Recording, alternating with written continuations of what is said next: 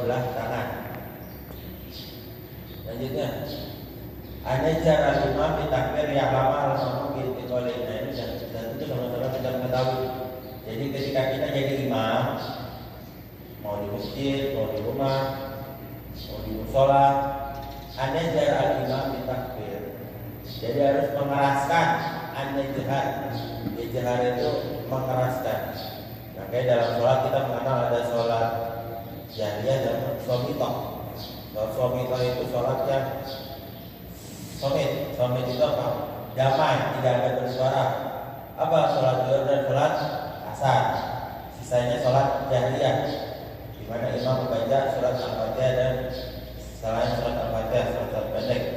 Ada cara imam takbir menjelaskan atau mengeraskan imam dengan suara takbir. Di alama al-makmum bil istiqoli. Kenapa? Ya agar tidak kurang dan tidak lebih. Makmum itu mengetahui sudah pindah ke gerakan gerakan di selanjutnya ane sujud au anyawi al-makmum ila sujud pada negara menjadi al. Jadi kapan kira-kira makmum itu mengikuti imam sujud? Jadi jelaskan pada ada dari imam jabahatahu adalah. Jadi ketika imam itu meletakkan dahinya, Allah mau di sujud di atas jadinya. Jadi ketika imam baru meletakkan keningnya dahinya di tempat sujud, baru kita makmum mengikuti sujud. Selanjutnya wad'ul anfi ma'al jabah. Nah, meletakkan hidung dengan apa sih? Ini. Beberapa minggu lalu pernah pagi ya. Mana kalau misalkan kita sholat, definisi surat itu apa? Definisi surat itu apa yang tertulis di dalam Al-Quran. Walaupun terdiri dari satu ayat atau sedikitnya 3 ayat. Sedikitnya 3 ayat itu apa aja? Yang dalam Al-Quran itu surat Al-Asr, surat Al-Asr sampai surat Al-Qamar. Itu paling sedikit. Nah, kami beritahu bahwa pada zaman dahulu ada orang membuat surat untuk menyaingi surat Al-Fil, namanya surat Katak Adisam. Sama dibikin kayak Al-Fil. Tapi apakah masuk Al-Quran? Apakah bisa kita sebut dengan definisi surat walaupun dia lebih dari 3 ayat pada saat itu dibikin? Enggak. Karena apa? Karena tidak masuk dalam Al-Quran. Nah, kan definisi surat adalah paling sedikit itu terdiri dari 3 ayat dan 3 ayat yang tertulis di dalam Al-Quran. Contohnya seperti surat Al-Qamar maupun surat Al-Asr. Itu surat Al-Tifda enggak masuk. Karena waktu itu ketika ada surat Al-Tifda dibacakan di depan masyarakat Mekah. Masyarakat Mekah bukan tertegun, tapi kaget, lucu gitu. Kenapa ada surat begini menyaingi Al-Fil namanya surat Al-Tifda? Al-Tifda maknanya katak. Apa itu katak? Katak adalah hewan yang melompat-lompat.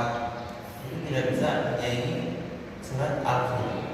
Walaupun memang secara makna sama-sama hewan, katak dan gajah, tapi tidak bisa menyaingi surat Al-Fil.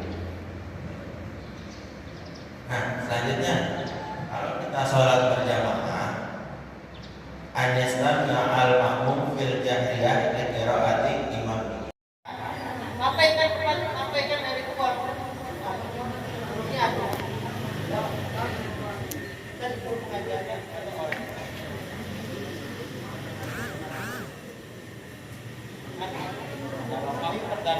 Kepala jari kita harus setara dengan telinga. Idza kana rafu ibhamaini ila syamatil udunaini. Kalau seperti di poin sebelumnya telah dijelaskan bahwasanya ketika mengangkat tangan itu jempolnya harus setara dengan daun telinga, maka secara otomatis iqtada an takuna ru'usu baqiyatul asabi muhadiyatun alal udunaini.